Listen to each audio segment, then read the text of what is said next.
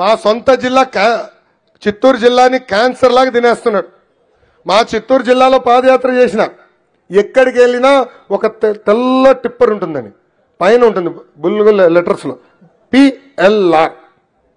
ఆ టిప్పర్లు ఎవరు ఆపరు, పోలీస్ సోదరులు ఆపరు, ఎక్సైజ్ సోదరులు ఆపరు.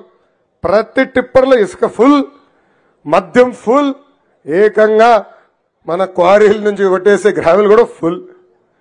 అక్కడ తినింది చాలదంట. ఇప్పుడు ఆ పాపాల పెద్దిరెడ్డి మన జిల్లాకు వచ్చి ఏకంగా హిందూపురానికి వస్తున్నారు. తల్లి అప్రమత్తంగా ఉండండి. ఆ కుటుంబాన్ని ఒక్కసారిగానే రాణిస్తే మన నియోజకవర్గాన్ని క్యాన్సర్ గడ్డలాగా తినేస్తారు. మా జిల్లాలో ఎటుకో రేడియేషన్ ఇవ్వబోతున్నారు చిత్తూరు జిల్లా ప్రజలు.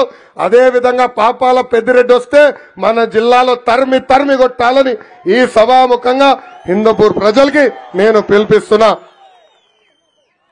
ఏమవుతుందబ్బా, 2 కేసులు పెడతారు. నా పైన 22 కేసులున్నాయి.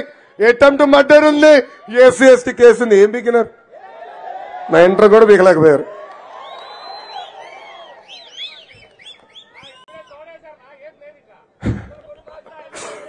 ఇంకా మన నియోజకవర్గానికి కొన్ని సమస్యలు పెండింగ్ ఉన్నాయి.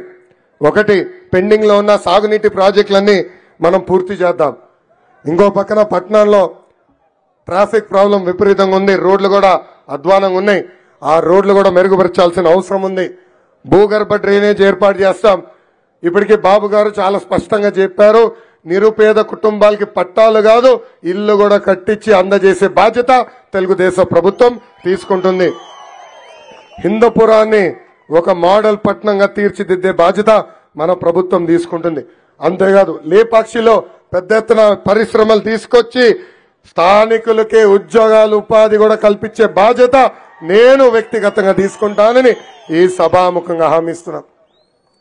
తెలుగుదేశం పార్టీ బలం, తెలుగుదేశం పార్టీ కార్యకర్తలు. అన్న ఎన్టీఆర్ ఏ ముహూర్తంలో స్థాపించారు ఈ పార్టీ నాకు తెలీదు. నాయకులు పార్టీ మారి వెళ్ళినా పార్టీగా అండగా నిలబడేది కార్యకర్తలే. వైకాపా కార్యకర్తల నాయకులకి boom boom president medal Andhra gold కావాలి. కానీ మనకి మన అధ్యక్షులు చంద్రబాబు నాయుడు గారు పిలుపు, రా కదలి రా అంటే పరిగెత్తుకుంటూ వెళ్ళే ఉత్సాహం మనలో ఉంది. అందుకే 2014లో కార్యకర్తల కోసం సంక్షేమ నిధి ఏర్పాటు చేశాం. ప్రమాదంలో కార్యకర్తలు చనిపోతే వాళ్ళ కుటుంబాలకి 2 లక్షల రూపాయలు ఇచ్చి ఆదుకున్న పార్టీ తెలుగుదేశం పార్టీ. ఆ ఒక్క కార్యక్రమం ద్వారా 100 కోట్ల రూపాయలు ఇప్పటికీ ఖర్చు పెట్టాం. అంతేకాదు కార్యకర్తలు ఒకవేళ వాళ్ళ పిల్లల్ని చదివించలేకపోతే వాళ్ళ పిల్లల్ని దత్తక తీసుకుని చదివిస్తుంది నా తల్లి భువనేశ్వరి అమ్మ. అది కార్యకర్తల పట్ల మా కుటుంబానికి ఉన్న చిత్తశుద్ధిని ఈ సభాముఖంగా తెలుపుతున్నా. నాకు అక్క చెల్లెలు లేరు, అన్న తమ్ముడు లేరు. కానీ అన్న ఎన్టీఆర్ 60 లక్షల మంది అక్క చెల్లెలు అన్న తమ్ముడు నాకు ఇచ్చారు. ఈ సభాముఖంగా కార్యకర్తలు నేను హామీ ఇస్తున్నా, మిమ్మల్ని నా గుండెల్లో పెట్టుకుని కాపాడే బాధ్యత వ్యక్తిగతంగా నాది. ఇంతేకాదు 2019 నుంచి 24 వరకు మన పైన అనేక కేసులు పెట్టారు. ఇప్పుడే చెప్పా, నా పైన 22 కేసులు పెట్టారు. ఎస్సీ ఎస్టీ కేసు పెట్టారు, అటెంప్ట్ మర్డర్ కేసు కూడా పెట్టారు. ఇక్కడ అడుగుతున్నా, 22 కేసులు కానీ ఎక్కువ ఉన్న ఎవరన్నా చేతులు పైకెత్తండి. ఇంత స్లో ఉంటే ఎట్లబ్బా మీరు? అరే బంపర్ ఆఫర్ ఇద్దాం అనుకున్నా, మీరు ఎవరు ఇంకా స్వీకరించే పరిస్థితి లేరు. 8 కేసులు అయ్యా, చాలా స్లో ఉన్నా స్వామి. నా ఆఫర్ ఏంటంటే 2019 నుంచి 24 వరకు ఎవరైతే ఎక్కువ కేసులు పెట్టించుకుంటారో వాళ్ళకి అంత పెద్ద నామినేటెడ్ పోస్ట్ ఇచ్చే బాధ్యత నాది.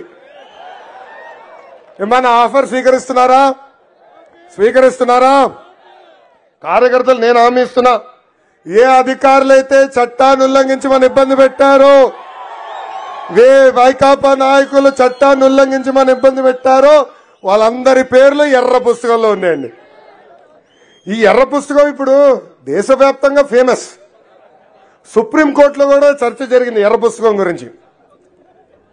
అరే నేనేం చెప్పానబ్బా రెడ్ బుక్ గురించి? ఎవరైతే చట్టాలు ఉల్లంఘించి మమ్మల్ని ఇబ్బంది పెట్టారో వాళ్ళపైన జ్యుడిషియల్ ఎంక్వైరీ చేస్తాను, సర్వీస్ నుంచి డిస్మిస్ చేస్తాను, జైలుకి పంపిస్తానని చెప్పా. నేను చెప్పింది తప్పేంటి? ఏం లేదు. దాంట్లో జైలుకి వెళ్ళే మొదటి వ్యక్తి పాపాల పెద్దిరెడ్డి. దాంట్లో డౌట్ లేదు. చట్టాన్ని ఉల్లంఘించాడు, కొండల గుట్టలు లేపేశాడు.